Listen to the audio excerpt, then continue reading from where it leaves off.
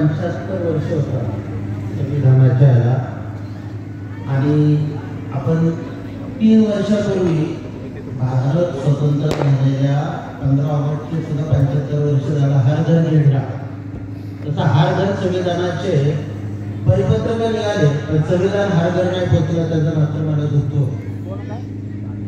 सरकार कुठेतरी कमी पडतंय, सचिन भाऊ कमी पडत नाही. त्यासाठी सचिन भाऊसाठी एक जोरदार टाळ्या सगळ्यांनी वाजवायच्या की हे सरकारने करायचंय बरं का, आणि सरकार करत नाही, परिपत्रक काढते, नुसतं कागदावर लिहितंय हर घर संविधान, आणि कालपर्यंत नाही झाल्यामुळे आम्ही परत मेल केल्यावर परत काल एकदा परिपत्रक निघले आहे संविधान करायचं साजरा गव्हर्नमेंटने, आणि तरी सुद्धा होत नाही. आम्ही फार प्रयत्न करतोय, पण सचिन भाऊला कुठं परिपत्रक काढायची गरज पडत नाही. आवरातून हे मला सांगायचं होतं म्हणून मी बोलतो की परिपत्रक न काढता सुद्धा गेले 4 वर्ष सचिन भाऊ हा कार्यक्रम करतात. हा उल्लेखनीय कार्यक्रम आहे. ऍक्च्युली आता येणाऱ्या पुढच्या त्यांना तडीस नेण्यास भाग पाडूया, आणि दीपक भाऊ तुमच्या माध्यमातून आणि सचिन भाऊच्या माध्यमातून हे होईल अशी मला आशा आहे आणि खात्री आहे. जास्त बोलणार नाही. पुन्हा एकदा सचिन भाऊचं, आयोजकांचं, संयोजकांचं आणि त्यांच्या पूर्ण पदाधिकाऱ्यांचं आणि कार्यकर्त्यांचं, तळागाळातल्या कार्यकर्त्यांचं, कारण आता हा मोठा कार्यक्रम करणं सोपं नसतं, अशा प्रत्येक त्यांचं सर्वांचं मी आभार व्यक्त करतो. जय भीम, जय संविधान.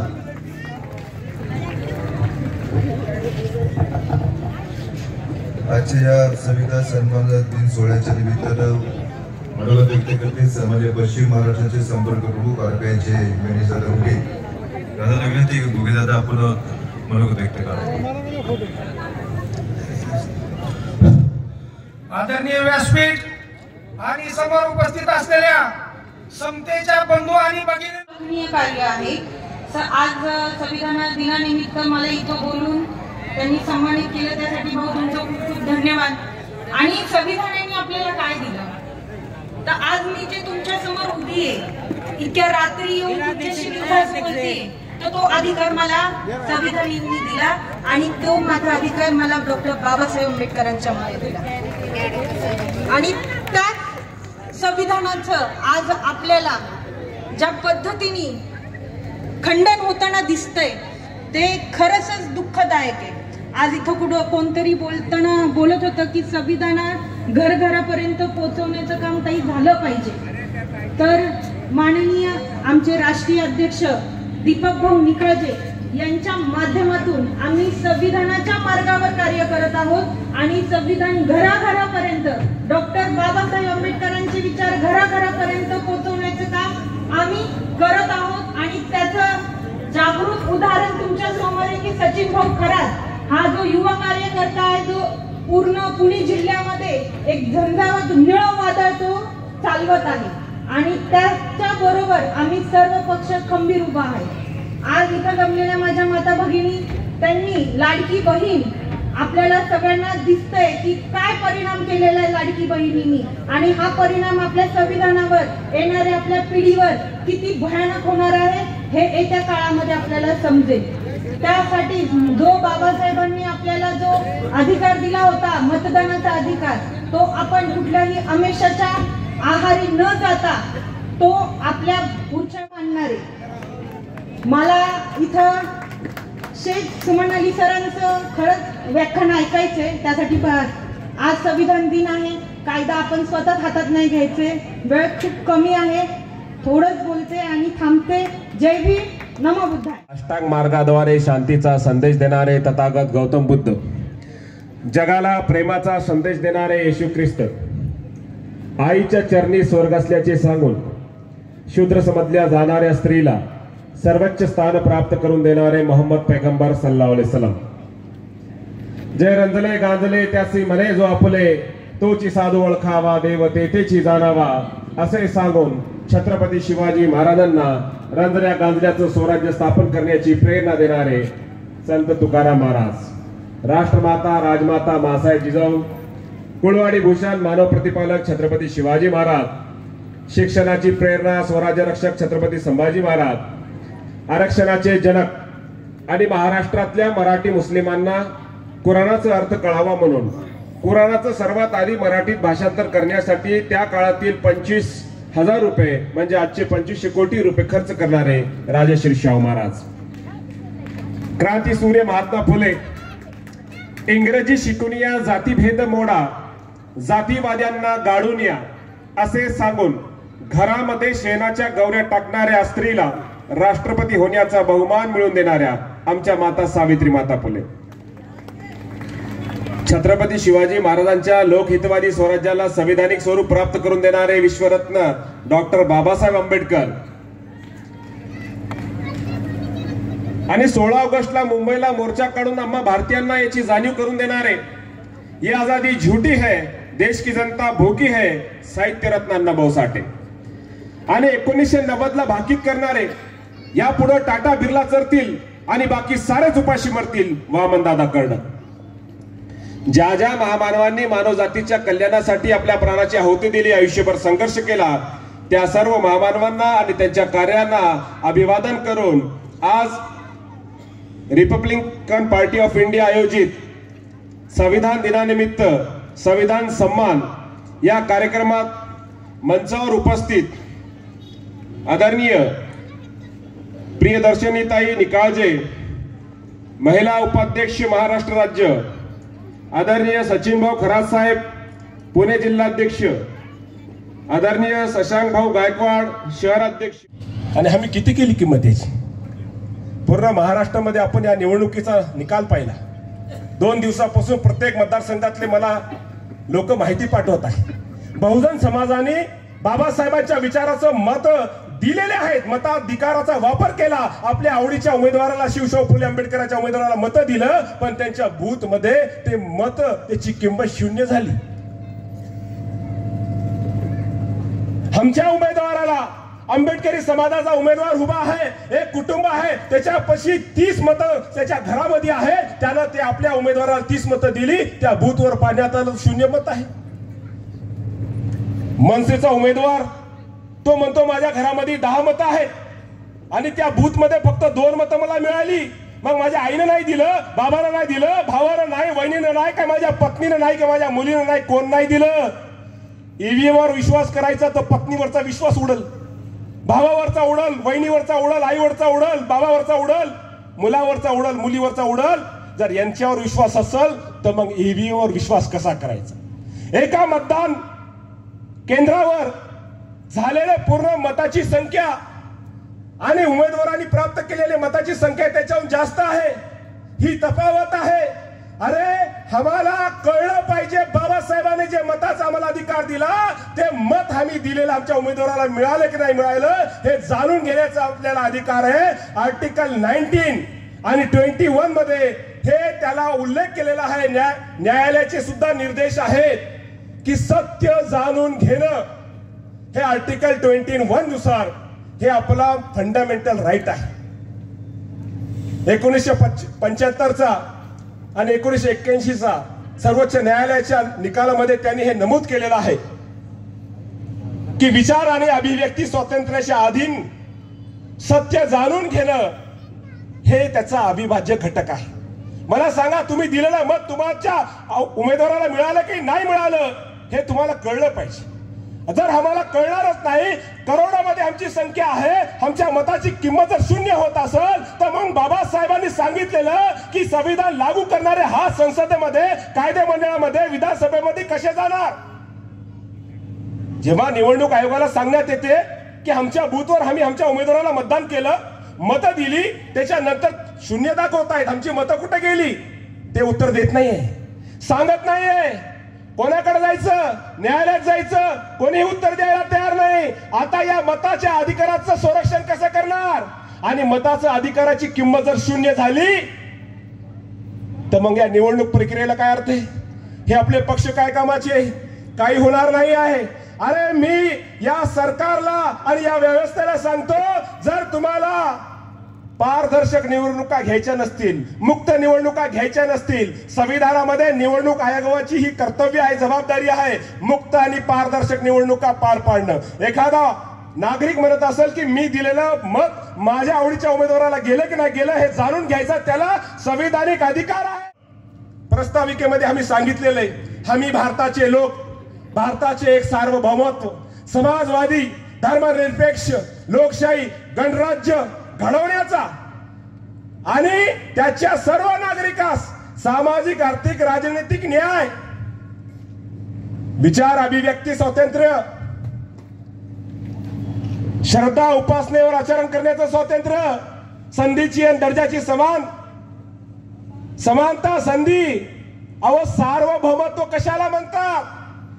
स्वातंत्र्याच्या आधी, संविधान लागू होण्याच्या आधी इंग्रज या देशाचा मालक होता, इंग्रज ठरवत होता. आता संविधान लागू झाल्यानंतर या देशाचा मालक इंग्रज नसणार, या देशाचा मालक उच्चवर्णीय नसणार, येथील उद्योजक नसणार, कोणताही एक समूह जात नसणार. तर बाबासाहेब म्हणले या देशाचा मालक ही गोरगरीब जनता असणार. Be the people of India करून आम्ही त्यांचा सन्मान करणार का? बाबासाहेब आंबेडकर म्हणतात मी स्वतः लोकशाहीचा पुरस्कर्ता आहे, विभूतीची पूजा मला मान्य नाही आहे. तुम्ही एखाद्या नेत्याचा आदर सन्मान करावा यावर त्याचं समाधान व्हावं इथपर्यंत ठीक आहे, पण देवाच्या ठिकाणी त्याला बसवणं हे मला मान्य नाही. त्यामुळं काय होते, त्यामुळे त्या महापुरुषांच्या विचाराचा हे नाश होतोच होतो, पण त्यांच्या भक्ताचा सुद्धा नाश होतो.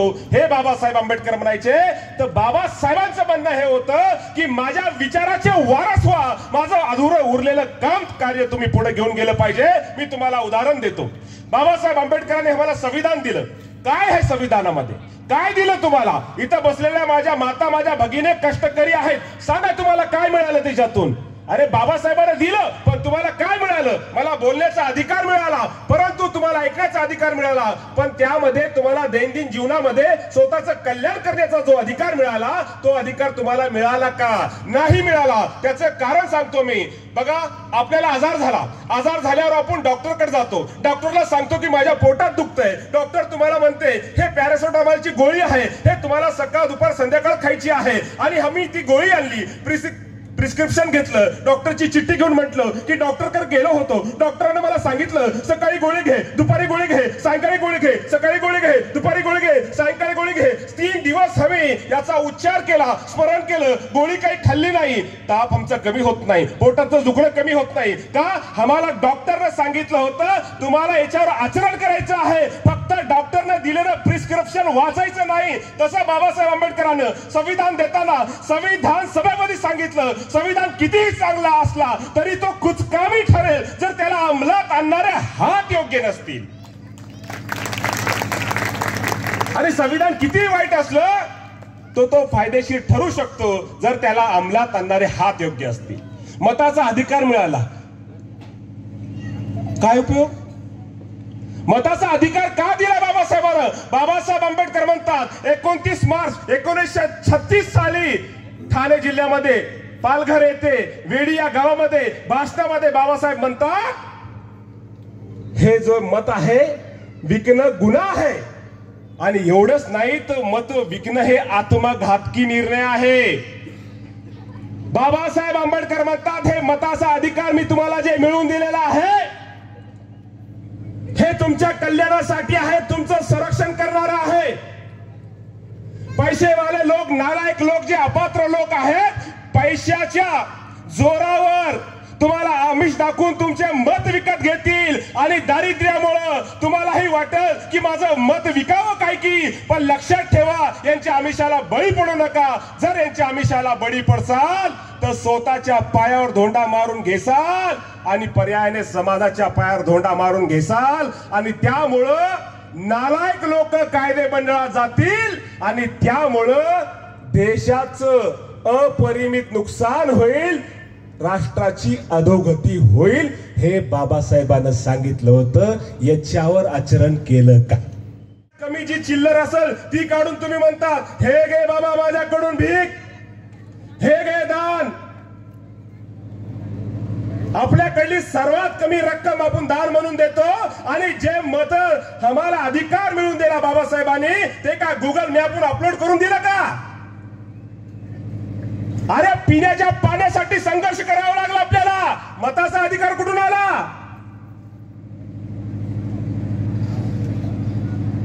हे संविधान आपण वाटतोय, हे संविधान आम्हाला देण्यासाठी आई रमाईला आपले 4 मुलं कुर्बान करावे लागली.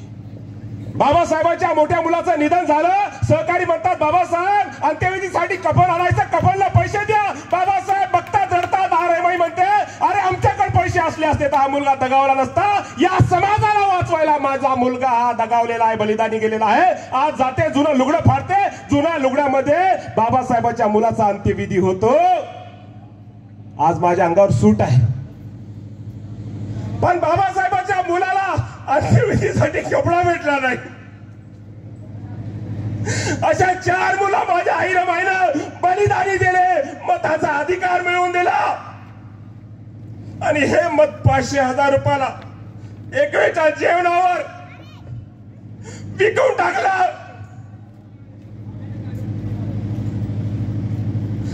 ज्या आईनं आपले 4 मुलं कुर्बान केले तुम्हाला अधिकार मिळवून देण्यासाठी, ते फक्त पैशावर 500,000 विकून टाकायचं. आणि तुम्हाला वाटत असाल हा मुसलमान महाराष्ट्रातला बाबासाहेबांचा आई रमाईचा का बोलतोय? अरे मुस्लिम समाज बाबासाहेबांसोबत संविधान निर्माण झाल्यानंतर नाही, आधी सुद्धा होता. जेव्हा महाडमध्ये बाबासाहेबांना सभा घ्यायची होती तेथे मनुवाद्यांनी सांगितलं की बाबासाहेबांना कोणी जागा द्यायची नाही. जो जागा देईल त्याला जीवाशी मारण्यात येईल. कोणी पुढे धजावत नव्हता. तेव्हा एक व्यक्ती समोर आला, तो म्हणला मी माझ्या बाबासाहेबाला जागा देईल. त्यानं जागा दिली, परिषद झाली. आज विजय स्तंभ तिथं उभा आहे. त्या मुसलमानाचं नाव होतं फतेह खान. आज आम्हाला संविधान सन्मान कसा करायचा आहे? बाबासाहेबांनी 4 मुलं कुर्बान करून जर आम्हाला हे संविधान दिलं असेल तर आज आम्हाला संकल्प करायचा आहे की बाबासाहेब आम्ही सुद्धा आमचा एक मुलगा कुर्बान करू या संविधानाच्या रक्षणासाठी. जब तक रहेगी जान ये कहते रहेंगे हम, बाबा साहेब अंबेडकर का संविधान जिंदाबाद. और तू क्या मिटाएगा संविधान को? गोडसे के चेले तेरे छाती पे चढ़कर कहेंगे संविधान जिंदाबाद, संविधान जिंदाबाद. तो प्रश्न करतोय, नांदेडमध्ये लोकसभेला पडलेले मत आणि विधानसभेची बेरीज केली तर 1 लाखाहून जास्त फरक आहे. कुठे गेली मत? त्या सातारा येथे कराडमध्ये मत टाकायले किती, मत मिळाले किती, तुमची किंमत काय बांधवांनो हे समजून घ्या तुम्ही.